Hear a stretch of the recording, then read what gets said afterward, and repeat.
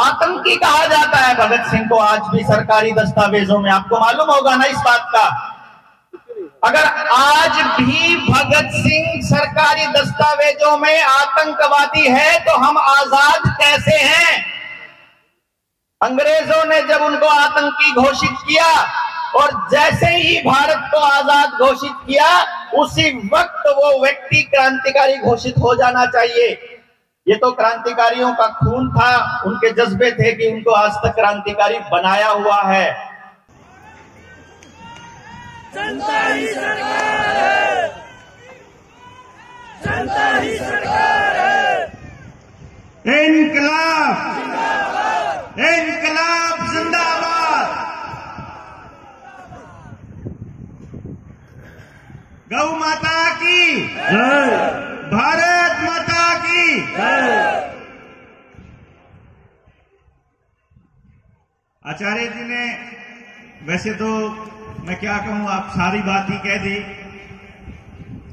आपको आपके संघर्ष को, आपके जीवन को प्रणाम करते हुए मंच और आप सबके इस प्रयास को, इस सफल प्रयास को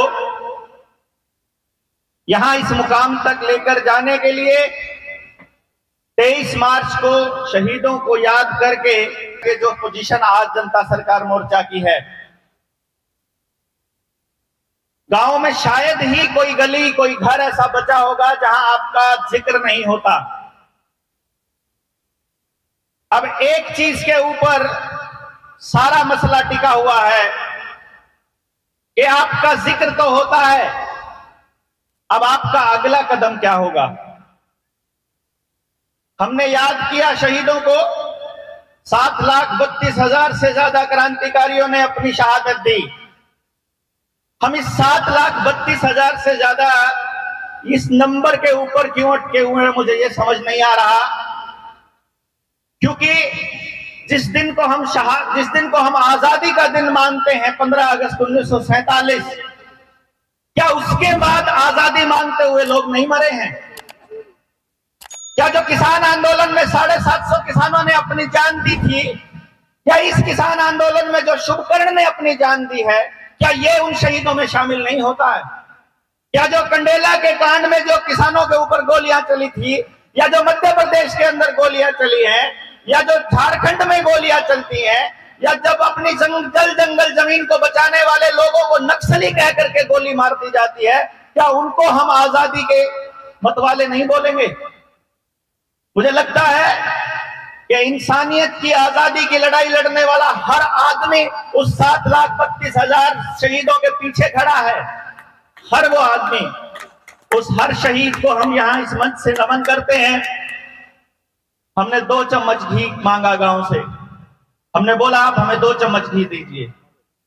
1 चम्मच घी आज 23 मार्च 2024 तक जितने लोगों ने शहादत दी अपनी आजादी बचाने के लिए, उसके सम्मान में, और 1 चम्मच घी जो उन्होंने सपना देखा उसके निर्माण के अपने संकल्प में, ताकि उनका जो बलिदान है वो व्यर्थ ना जाए। पर वो कैसे होगा? अक्षय भाई ने हम सबको बताया, और मैं बचपन से एक बात सुनता आ रहा हूं, इसका बिल्कुल बुरा नहीं मानना है, शिक्षकगण बैठे होंगे यहां। हमको बचपन से जब भी भगत सिंह की बात चलती है तो स्टेज से कहा जाता है कि भगत सिंह के विचारों को जानिए, भगत सिंह को पढ़िए और उसको जीवन में उतारिए। लेकिन सिलेबस में तो भगत सिंह है ही नहीं, और मम्मी पापा कहते हैं कि सिलेबस से बाहर पढ़ेगा तो जीवन ही नहीं चलेगा। सिलेबस से बाहर पढ़ना हमको सिखाया नहीं, सिलेबस में इसको डाला नहीं, विचार हमको पता नहीं, ना हमको भगत सिंह का विचार पता, ना हमको गांधी का विचार पता। तो हम चल पड़ते हैं, जिसको जैसी विचारधारा के लोग मिल जाते हैं, जो जैसे कन्विंस कर देते हैं, हम उसके पीछे चल देते हैं।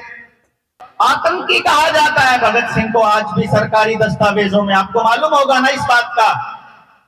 अगर आज भी भगत सिंह सरकारी दस्तावेजों में आतंकवादी है तो हम आजाद कैसे हैं? अंग्रेजों ने जब उनको आतंकी घोषित किया और जैसे ही भारत को आजाद घोषित किया उसी वक्त वो व्यक्ति क्रांतिकारी घोषित हो जाना चाहिए। ये तो क्रांतिकारियों का खून था, उनके जज्बे थे कि उनको आज तक क्रांतिकारी बनाया हुआ है। मैं समझता हूं कि लड़ाई सिर्फ इतनी सी नहीं है कि हम एक साल के एक दिन में इकट्ठा हो और एक चर्चा करें और घरों को चले जाएं, सत्ता में पहुंचे। और आजाद जी ने बहुत ही खूबसूरती से एक बात कही है कि वहां जाने के बाद पता नहीं कैसे बदल जाता है आदमी। मालूम है क्यों? क्योंकि वहां जाने की पूरी प्रक्रिया उनके हिसाब से हो रही है, क्योंकि वहां जाने का पूरा तरीका उनका है, काम करने का तरीका उनका है। और याद रखिए, रावण की बनाई हुई व्यवस्था में अगर राम भी राज करेगा तो उसी के हिसाब से राज करेगा। इस रावण की बनाई हुई व्यवस्था को जड़ से उखाड़ना पड़ेगा, जिसके लिए जनता सरकार मोर्चा के लोग घर से निकल करके अब समाज के अंदर जगए हुए हैं।